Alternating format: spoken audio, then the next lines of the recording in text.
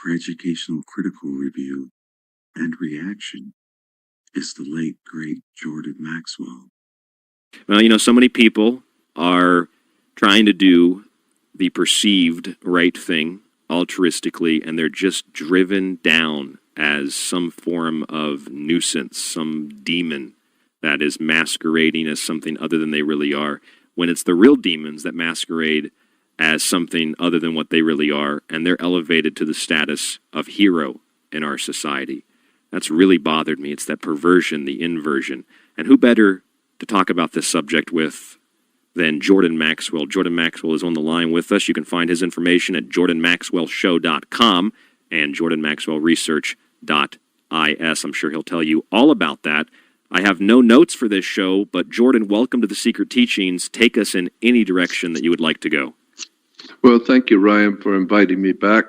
Always a pleasure to be on the show with you. And there's so many things going on today that have ancient beginnings, and I think that this is where I have always been more interested in, is not what's necessarily going on today, as much as tracing back into ancient history where things have come from and why we are still doing today what humans were doing many thousands of years ago, and we still haven't figured it out yet, what we're doing and why we're doing it. So there's a lot we can talk about in relation to theology, religions, governmental structures, etc. I don't know if you have any ideas about where you would like to go with the conversation. Or we'll just turn it loose and see where it goes. Let's do a little bit of both. What you just mentioned there, you say you go back into the ancient world. If we understand some of those elements, some of those symbols, literally and figuratively from the ancient world, it helps us to understand how things operate today, I believe. So it does relate to the modern day and what is happening today as much as it does to 1,000 years ago. Yeah, and I think an interesting point I'd like to start off with is that, and I've said this before, but it bears witness to be said again, that if you have, it's just an example, but if you have a two-story building and you're going to put a lot of weight on the second floor, like printing presses or automobiles or whatever, smart thing to do is to go downstairs and remove the ceiling tiles and look at the foundation of that floor that you're going to put all that weight on to see if it's going to hold up to that kind of weight. And so what you're doing is you're standing under the foundation you're going to build on. And this is where we get our word understanding, because you're standing under the foundation. So the idea being is that if you really want to understand what's going on today, you have to go back to its foundations. And that obviously implies you've got to go back to the beginning of all of these horrors and sorrows that we're going through. Where did they start? I mean, how did they begin? And the ideas of religion that we have, the concepts and belief systems that are existing today, everybody is totally into, that are into that kind of thing, but nobody seems to have ever questioned where did it all come from. And we don't mind setting up wars to destroy and kill and murder all over the world based on religions, but nobody's ever, bothered to ask the question, where did these religions come from? And what is the basis for these teachings in the different philosophies and religions of the world? And so when you get into looking at the background of our belief systems in the Western world, we're confronted with three major religions, basically Christianity, Judaism, and Islam. All three of those religions are based on fallacies. All three are totally based on fallacies. The Islamic religion is frightening to me. It's fearful, because it's loony, it's lunatics, lunatic teachings, and incredibly interesting but silly beginnings. If you go back into the history of Islam and go back into the history of the teachings.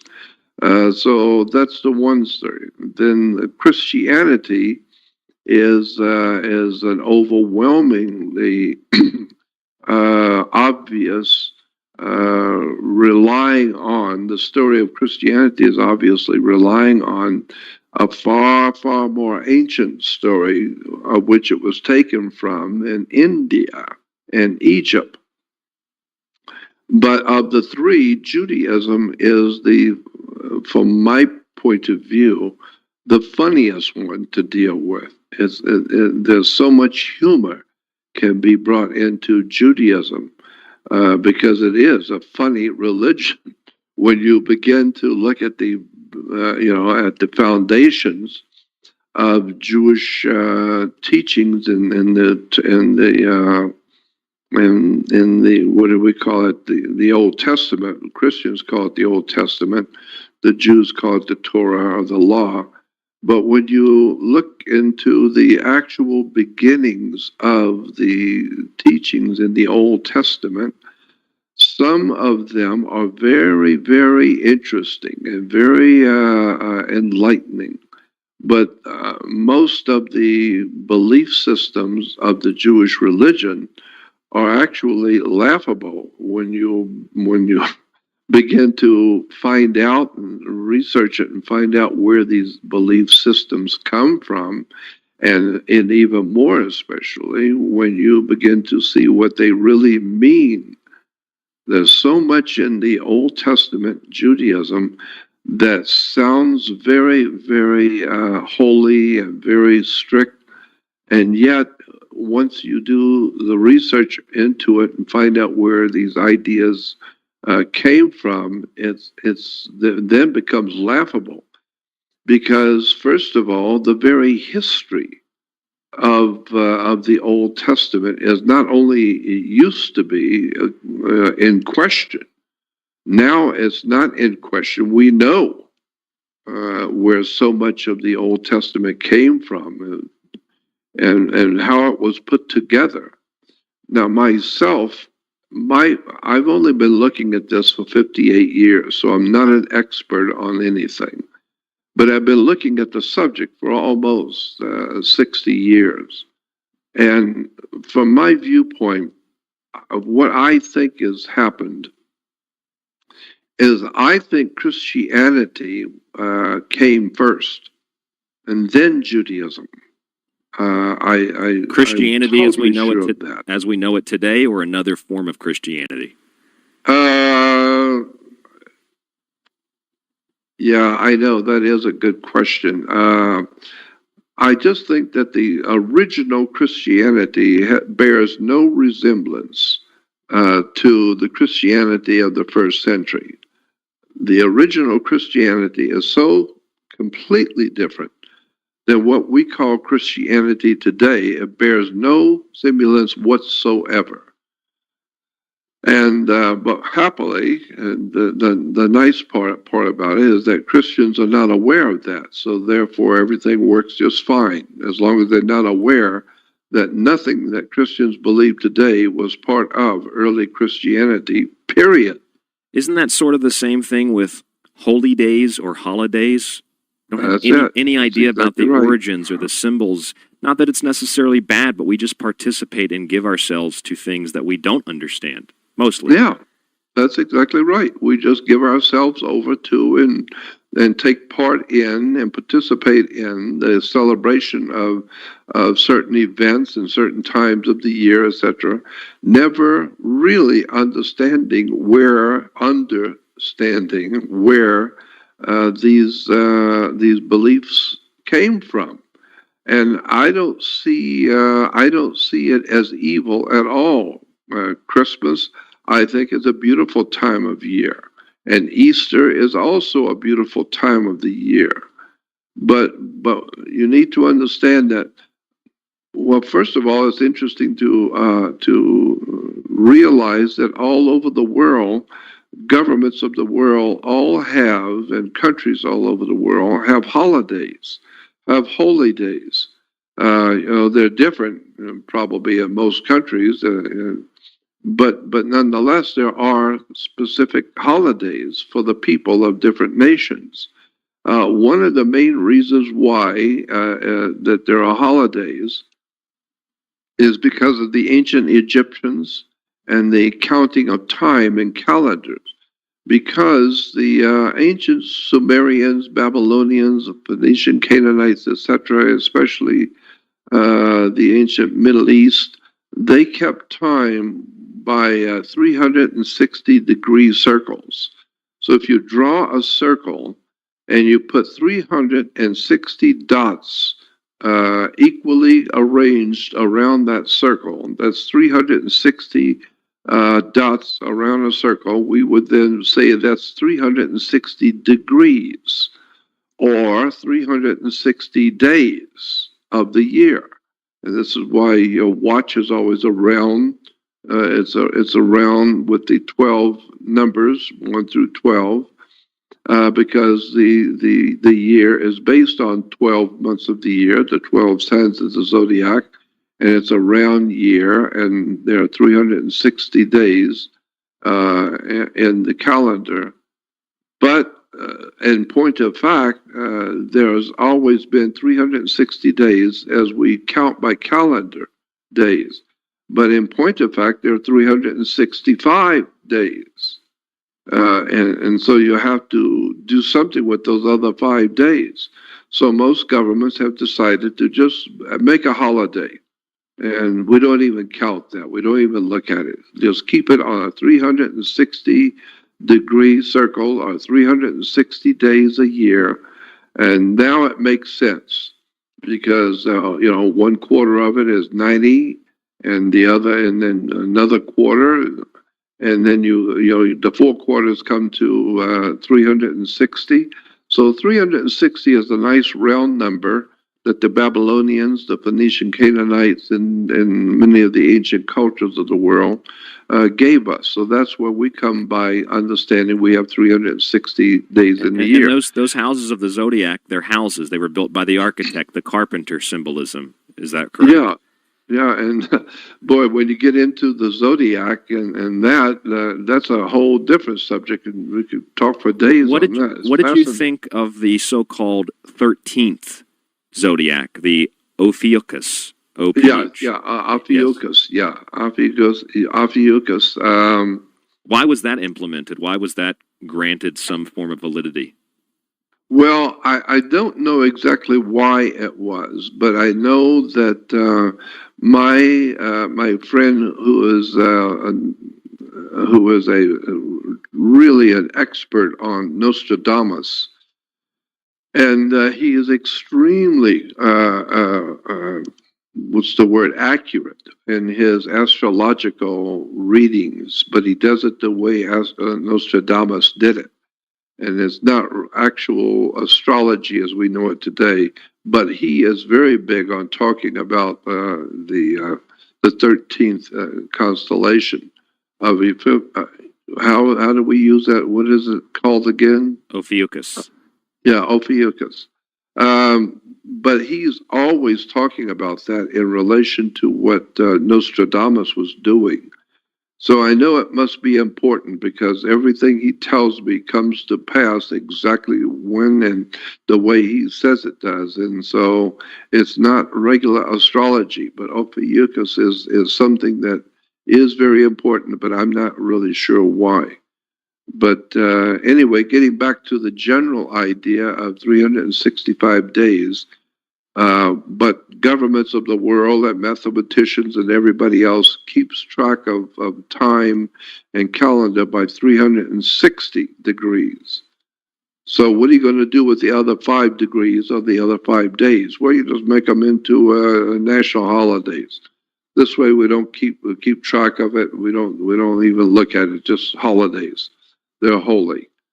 That's another interesting point is connecting the word holy to holly. Doesn't the Catholic Church sort of define time differently than the rest of the world? Yes, they do. Yes, and it's goes back to church church seminary teachings back in the Middle Ages, early Middle Ages, when the church, and that's a whole subject in itself, how the church came together and decided to change the counting of time. And that's a very interesting subject too. So, but I'm not really well knowledgeable on all of that. But I am aware that that did happen, and it does affect our calendars today. And my God, so much that happened back during the Middle Ages with the church making changes and making decisions for us. And, and when we're born into the world today, we just come in as babies and we don't know that we're even alive. And then eventually we begin to understand that we're alive and looking at the world.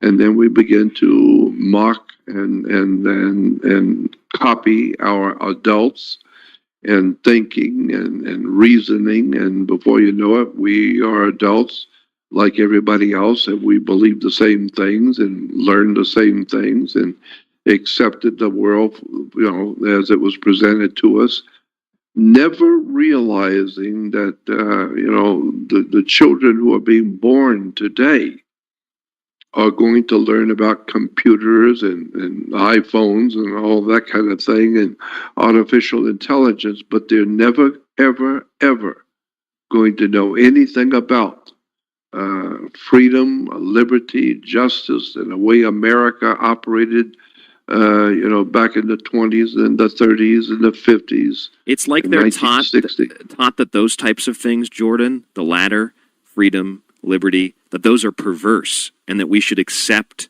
the actual perversity as something that is otherwise sort of defined as liberty and freedom. As if we're told freedom is slavery. It's like 1984, freedom is slavery, ignorance is strength. War is peace. Right. Yeah, you're right. That's crazy, but that's true. And but my point is that children being born today will never know what their grandparents lived in and how their grandparents lived. You will never know how your grandparents actually lived and their everyday routine of life and how they lived and how they fixed their food and how they transportation, etc. It's not very important. What's important is you to learn what you need to know to operate in the world you live in.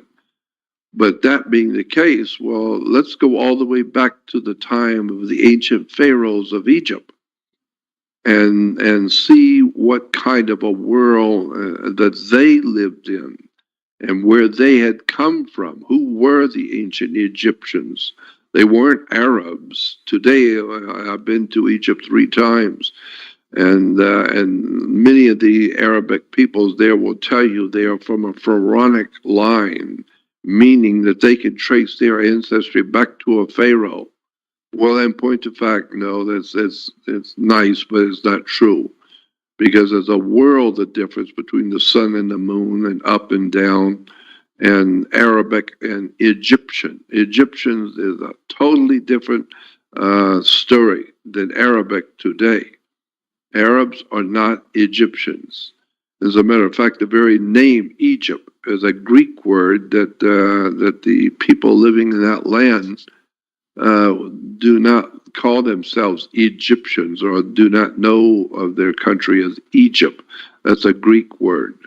That country we call Egypt was originally called Chemi, and so it gives us our word chemical, Chemi, and then the belief systems that came out of ancient Egypt are dominating us today. Is this like alchemy? Yeah, like alchemy and alchemy, and the country of Chemite. Was that because there was a priesthood in Egypt called the Chemite priesthood? From what I understand, the priesthood essentially ran the Egyptian state. They had power over pharaohs, and the priestly class, whether you consider them white or black magicians, at least in the secret teachings in Memphis and places that were more dedicated to the preservation of the secret teachings, these people had a very, even to this day, advanced understanding perhaps of nature. And Egypt is a central hub for some of the greatest thinkers, philosophers, scientists, etc., who traveled to Egypt to learn what the Egyptians, or at least what some of the Egyptians knew. What is it exactly about Egypt, then, that even to this day, is it just because, as you said, we're dominated by that today? What exactly is it about Egypt that made Egypt as a symbol, as a country, just so powerful, and it weighs so heavily as a symbol on the subconscious? Was there a significant reason for that? Well, first of all, everything you just said about Egypt was absolutely correct. The priesthood were the powers. They were the powers behind the throne, so to speak. And just as it is today, we have people we call presidents and royalty in England, but the real power is hidden, and that nobody messes with. And so you're right that religion is actually the really powerful presence on earth behind governments. And so, and this is why lunatic people who are into religions can drive a whole nation into war. And the politicians running that country have to go along with whatever the priests are saying, whatever the heads of the religion are saying. They dare not go against them. And so, well, because of something even the Romans believed and the Romans taught in their law, the ancient Roman Empire, there was a maximum law that said the will of the people is the voice of God. The will of the people is the voice of God.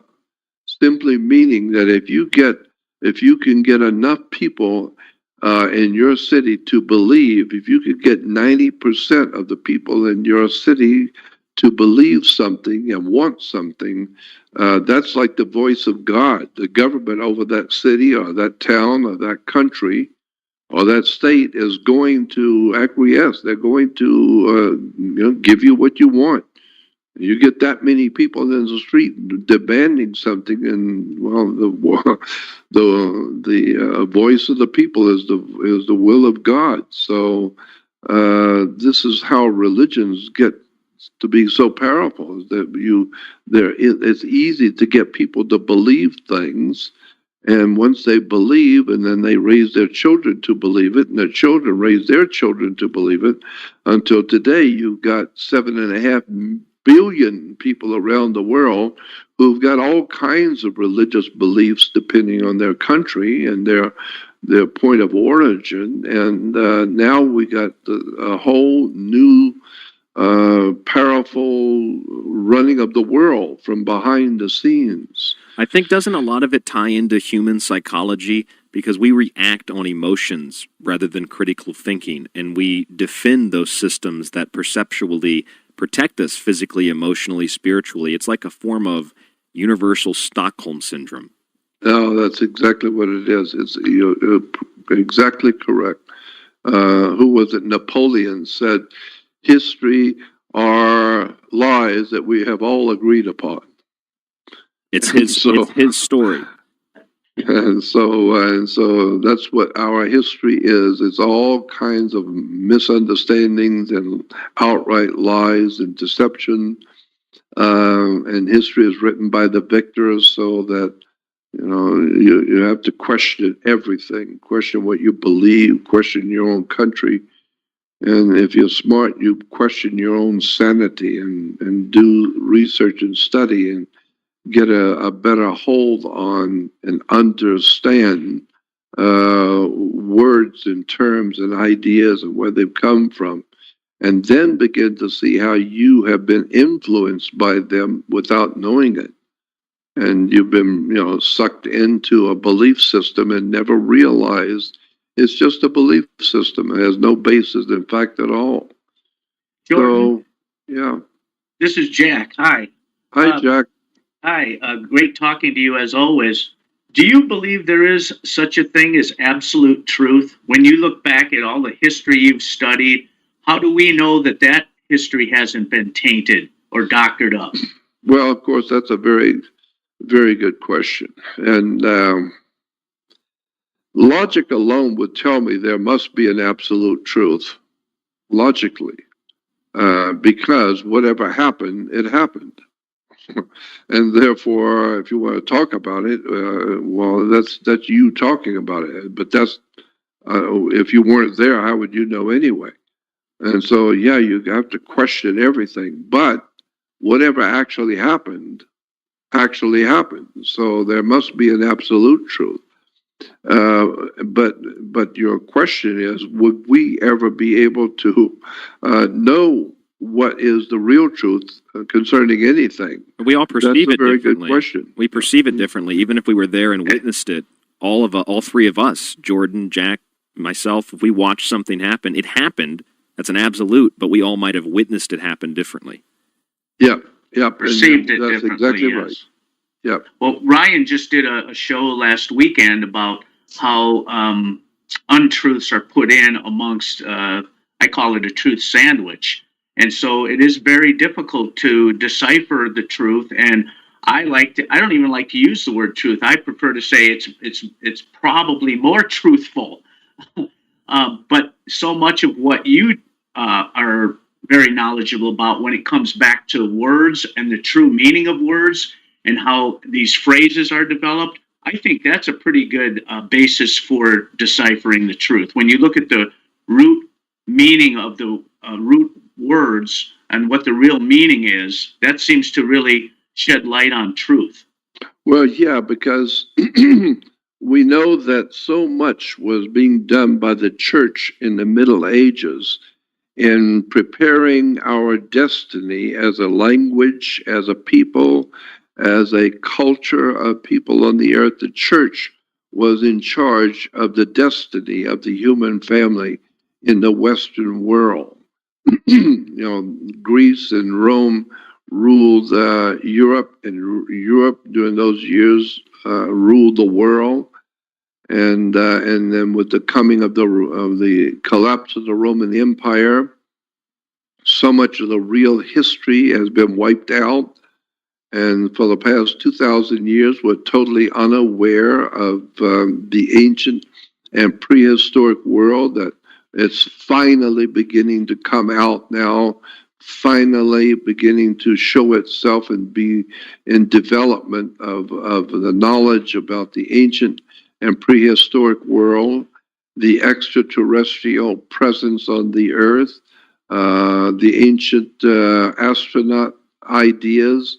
All of this is really new, but I feel that there is something very legitimate about these subjects of ancient astronauts and ancient gods coming to this earth from somewhere out there. There's obviously something to all of this, and it's very slowly and surely beginning to show itself. And now there's some really great people out there who have done some tremendous research material work on the real history of the human race, and especially what's going on with us today. Two names come to my mind immediately, and that is Joseph Farrell, spelled Farrell, Joseph Farrell, and Peter Levenda, Levenda. Peter Levenda, Joseph Farrell are two of the best minds out there today, in my opinion. I'm fascinated to listen to them talking about world events today and how they have been impacted by the ancient and prehistoric world of mankind. So a lot of good material is starting to come out now, and people are waking up to the fact that the world as you know it today is not the same as it was thousands of years ago or hundreds of years ago, or even in our case, 20 years ago. This can be very dangerous too, though, Jordan, because instead of having information restricted, it's almost as if information has been entirely dumped. So now things have become more convoluted, and although we have access, as essentially we always have, we have access to more accurate information rather than using the word truth. Sometimes researchers and people that have big egos and big personalities and are really good at marketing can exploit people's genuineness, curiosity, and naivety in a subject such as ancient aliens to make a bunch of profit and spread disinformation just because they can create a really good story. Well, I totally agree, and that's overwhelmingly true and obvious. That's part of the human predicament that we humans like to, to be in the company of and listen to what we perceive to be as important people. But how do we looking at it that? from my viewpoint, from being in this field of research for 58 years, I have a feeling about people now that I didn't have as I was growing up, and that 77 years old today, and knowing what I have done and who I am and my imperfections, even though I'm accepted and called an authority on things, I know I'm not an authority at all, but I am perceiving things over the many, many years to be true. And so I know that there are some people out there, and I named two of them, which I consider to be very legitimately important, important people doing great work.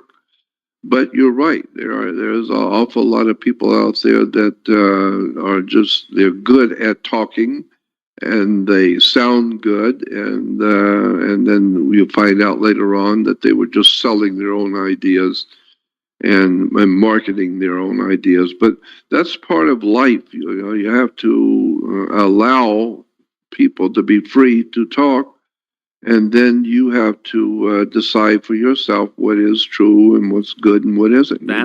I think that's key, Jordan, is making the decision yourself, taking responsibility, and not relying on other people to be the authority on something. Oh no, you're right. There's no doubt about that. You are right. You need to go into your own spiritual presence of your own self, and you will. You'll have a gut feeling about, and gut, G-U-T, is simply God in the Scandinavian tongue. So you get a gut feeling about something you're hearing, whether it's right or wrong, or whether it's good or bad, whatever. Some people say they get a vibe off of other people. They get good vibes or bad vibes or gut feelings. But I think like the Bible says in the New Testament, the Apostle Paul said, God's Spirit bears witness with your spirit that something is true or not. I'll say that again. God's Spirit bears witness with your spirit that something is true or not. The idea being is that you will get a gut feeling within your spirit, whether something is true or whether it's interesting but not true. But you get your own gut feeling about something you hear. And I'm the same way. And over the years, I've heard so many stories, but I do have a gut feeling about some things which I believe to be true. And the one thing that I really know to be true is that there's so much more to us humans in the history of the human race than what we have been able to be told and what we have been given to understand. That there's a whole world of hidden knowledge that goes back tens of thousands of years to ancient civilizations that have been on this earth that we know nothing about today. And so I just got a gut feeling about certain people.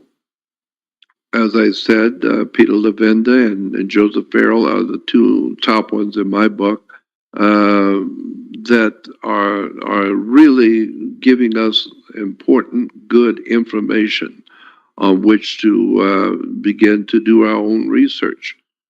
It's not very smart to just rely on one person, period, because now you're a disciple. Now you're following a discipline of someone else's. but it is encouraging and good to have certain good, legitimate sources of information that gives you an opportunity to start thinking about it yourself. And, because we all learn from each other. And for those that are self-aware and pay attention to their intuitions or their gut feelings, I like the term inner knowing. I think a lot of discerning truth comes to me when something just makes sense. Yep. That's exactly what I'm basically and it's what I'm simplified. saying. Yeah. Yeah. If it doesn't make sense, then it's probably not true or as truthful as what we would Truthful like as it to could know. be. Yes. Have you been working on? Say it again. I'm sorry, I didn't mean to interrupt. I was just wondering No, it's okay. if you've been working on any new projects lately. Yeah, I have, and they're so controversial. I don't know what to do with them. You can talk about them right here. I've got a couple of subjects that I have been working on pretty much all my life, back and forth, coming back and forth to the subject. But I have come now to a point where I have a couple of subjects which are so controversial that I don't know how to bring them out and how to present it to the world. But I know that I am onto something very, very big. Can you give us a taste here on the Secret Teachings? Well, it would fit better on Secret Teachings than it would anywhere else, because that's exactly what I'm talking about, is that there is a secret teaching that's been around for thousands and thousands of years, and it's so overwhelmingly obvious today everywhere on the earth. Its presence is being felt, but we're seeing the forest, but you're not seeing the trees. We're looking at it, we're seeing it, but the scripture, the Bible even talks about the fact that there are people who have eyes but don't see. They have ears, but they're not listening. And with their heart, they don't get the sense of it. And so that's what I see now.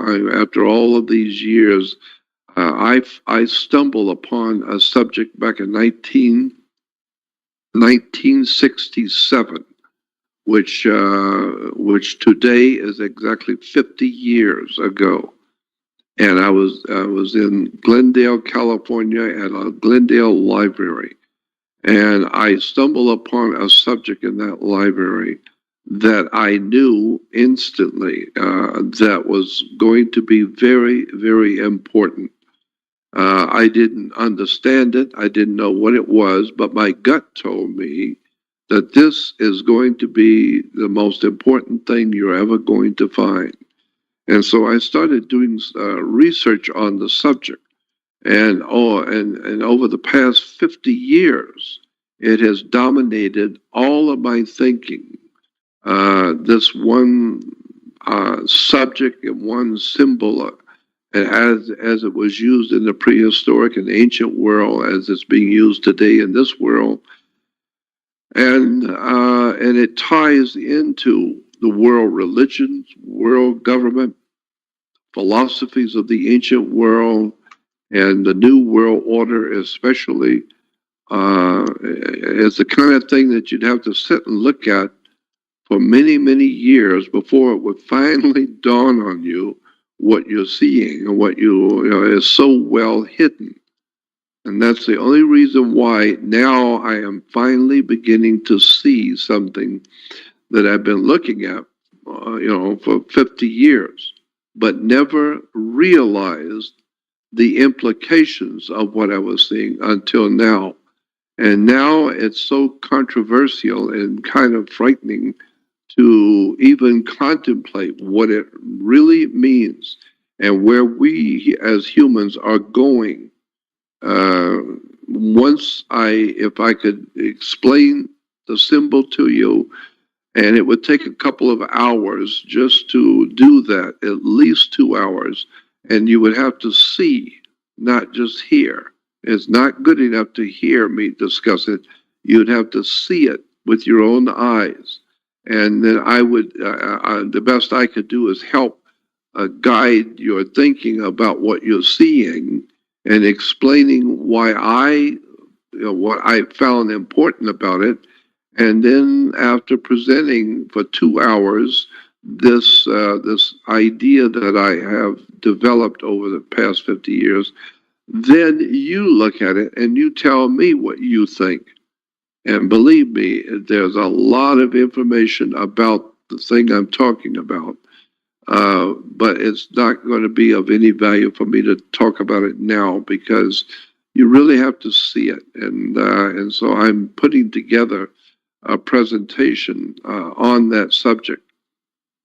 I've got one video out there now which at least talks about the subject. It is very brief and nowhere near as complete as it should be. And it's brand new. Is there anything alluding to intelligences, artificial or organic, that are not of this world?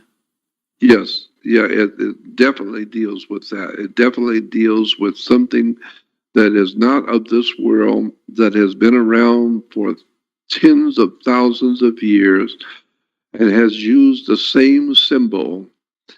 And that symbol today, we see everywhere you look, you see, but you don't see. You look with your eyes, but you don't see. Meaning, you look with your normal eyes and you see it. But with your spiritual understanding eyes, you don't recognize it. Would that be the third eye that you're referring to? Well, not necessarily the third eye. I'm talking about the spiritual eyes.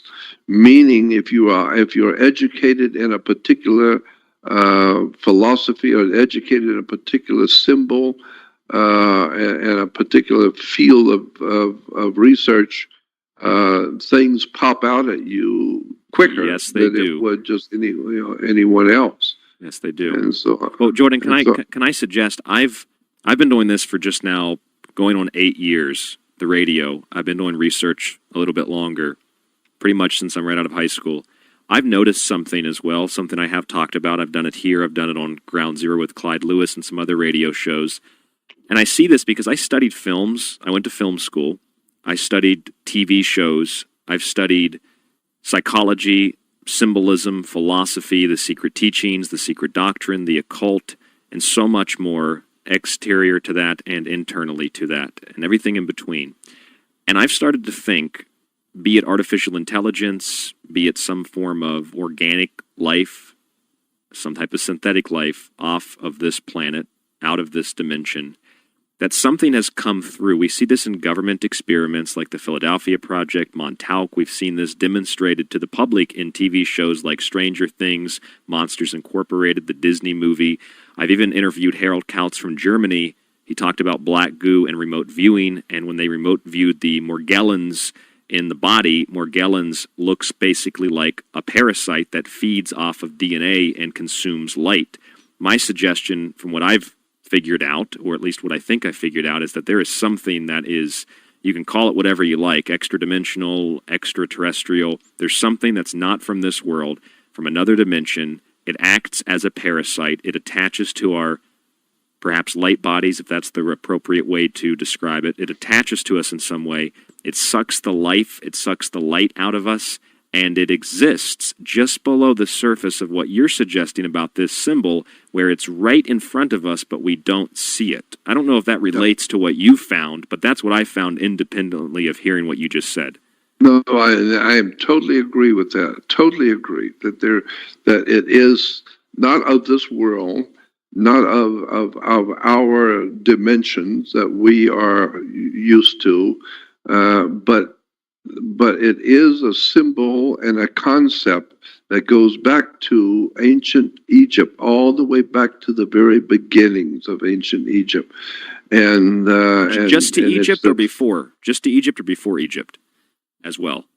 Yeah, oh yes, it obviously existed way before Egypt.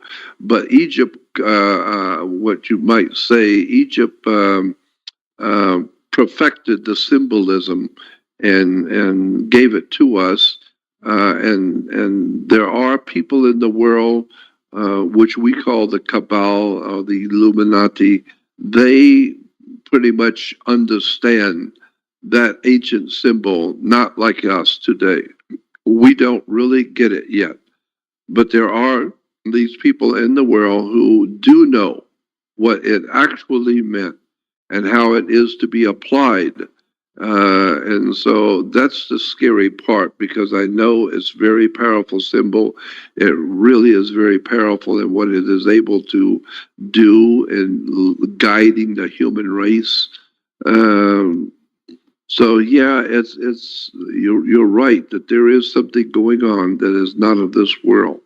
I would like to be able to do a 2-hour documentary, but I'm going to wait until I have somebody, some company, or someone who can put up the money and do it right. Because I feel that when I begin to unveil this thing that I'm talking about, that I have seen, it's going to be monstrous in importance. And I'm foolish enough to believe that I've got something like that. That's really going to be important, because you can trace it back through history and showing that there has been an other world or off world or extraterrestrial presence over us. And I tend to use the word overshadow. I think that this high intelligence is overshadowing us, we humans, and causing us to buy into certain concepts and ideas as humans, only to discover that when you begin to see something after 58 years of looking at it, then it begins to become apparent something far, far smarter than we are has put together a symbolic ideas and concepts on how to control and guide the destiny of this creation we call the human world we live in.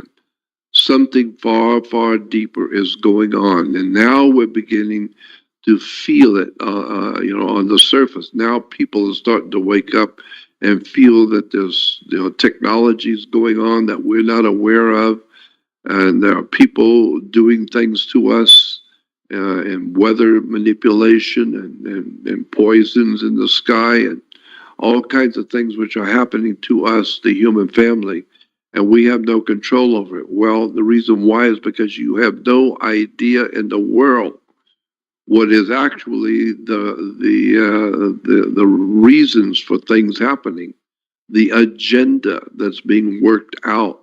It's very, very ancient. It's very old. And so the most ludicrous thing you could come up with is that modern day man is the epitome of all the wonderful qualities of humans. We are the ultimate of all ultimate creations in the universe. All of our ancestors were cavemen and knuckle dragging cavemen, and we are finally a brilliant people of the world. In point of fact, nothing could be further from the truth. The most ancient peoples on this planet were far superior to us in anything that we could do.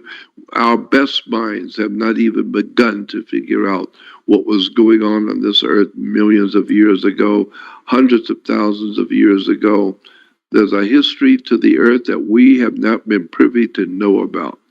I think that's part of the reason that we degrade the past, whether the past is yesterday in terms of technology or 1,000 years ago, because we don't understand it, so they must be barbaric.